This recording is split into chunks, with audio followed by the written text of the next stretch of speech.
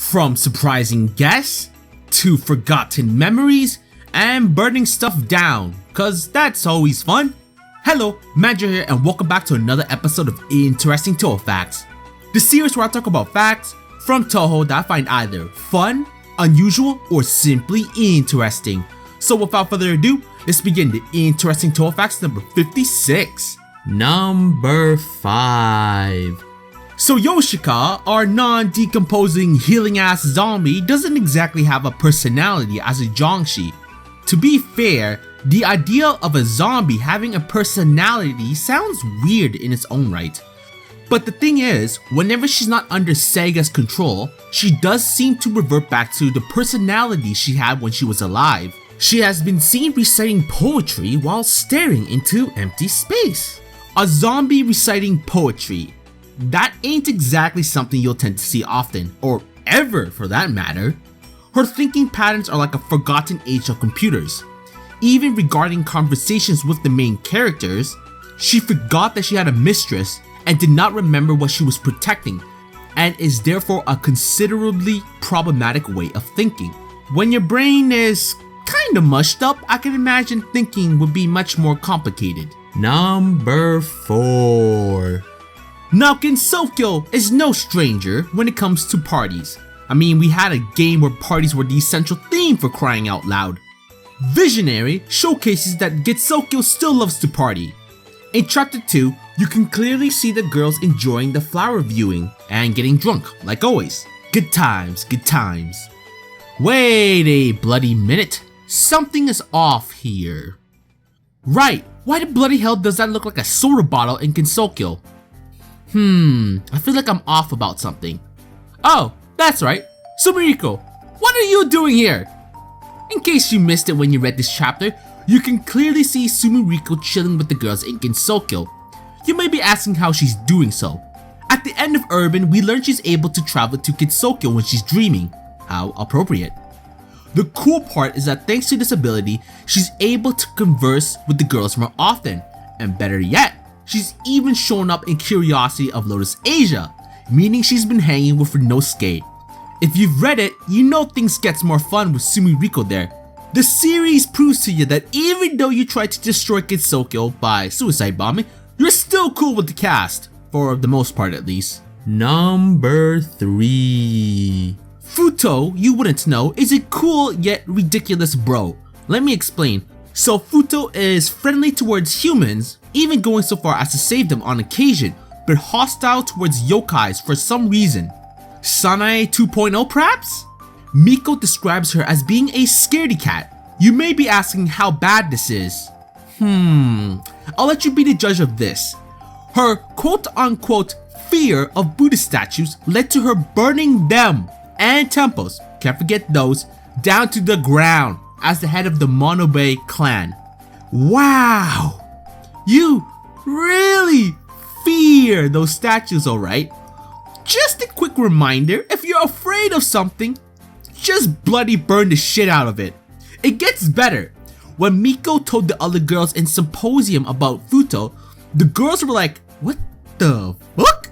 Marissa comments on it ain't exactly being a coward.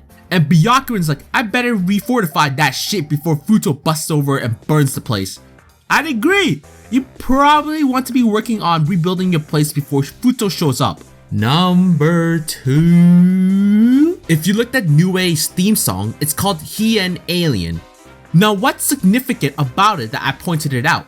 Well, Hien is not only in her songs, but also in a couple of her spell cards. Hien may be referring to the Heian period, which is 794 to 1185 AD of Japanese history. It's traditionally depicted as a golden age in Japanese history. It could also be referring to the former capital city of Japan, which was Heian-kyo from 794 to 1868 AD. Heian-kyo is now the city of Kyoto. Her age of approximately 800 years also places her origins at the end of or during the Heian period. Fancy! Her theme song's name might refer to Heian-kyo Alien, a game developed in 1979.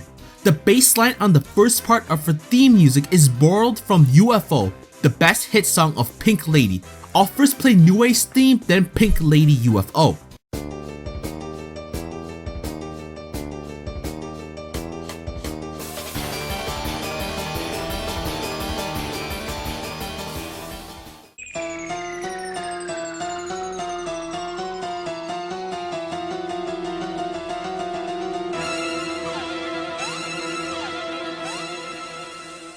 Who would have thought Nue would be referencing a lot of stuff by using Hien in a few of her things?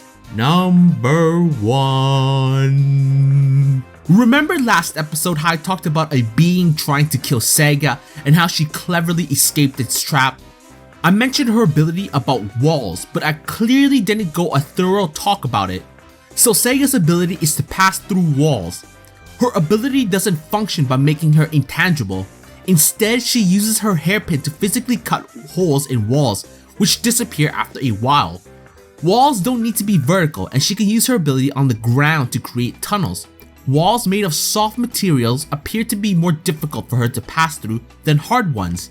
She also appears to be able to use her ability on liquid walls, as shown in Walls and Horn Hermit, but when it was cleverly layered, she dug her way to the Hakurei Shrine. In Impossible Spell card, she is able to teleport by passing through the screen walls in the same way Seiga can do by using the gap folding umbrella. Although this is a forced demonstration of this ability that wouldn't be possible outside of gameplay mechanics. This ability might refer to the magical plow, which can pass through any obstacle in the original Quan Yi story.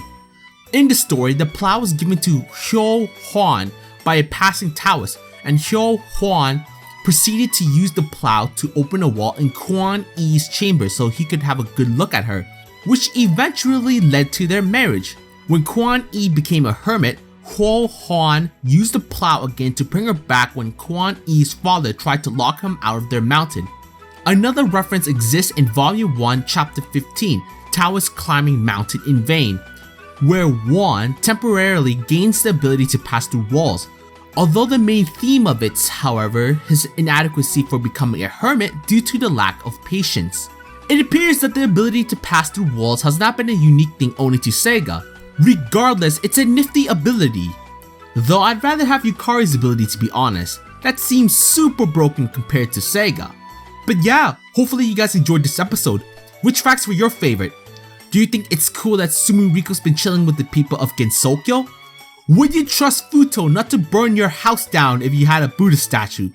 Or were you surprised at how often the ability to pass through walls was mentioned before? Like always, if you guys enjoyed this episode, please give it a like and subscribe. Or else Futo might just burn my place down because why not? Either way, this is Magi and thanks again for watching.